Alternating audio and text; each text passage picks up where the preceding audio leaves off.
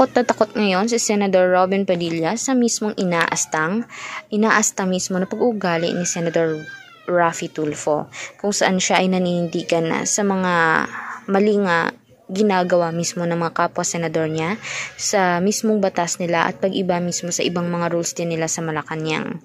Ngayon din naman kung nabalitaan ninyo ay tagumpay na inaipasara mismo ni Bongbong Marcos ang Pogo Corporation, pero kung ating titingnan, halos lahat pa rin ng website ay nakagalaw.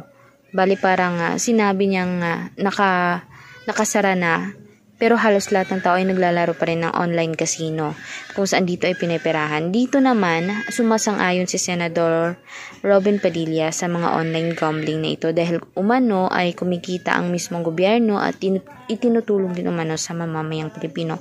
Pero mali pa rin iyon dahil marami kasing naa-addict na sa laro. Malaki na ang nawawala sa kanila hanggang sa punto yung mga sahod nila ay napupunta lamang sa kanilang mga games. Kaya kayo ba mga kanetesen, agree ba kayo na ipapasara ito ng patunay? Dahil dito ay nagkaroon ito ng hidwaan sa mga senador. Mabuti na lamang at andyan si Idol Raffy Tulfo na palaging nakikinig at talagang kinakampihan ang madla. Kaya i-drop nyo ng inyong mga comment at kung anong bang masasabi nyo tungkol dito. At huwag na rin natin kalimutan mag-subscribe, i-like at i-share ang ating videos in public. Maraming salamat po.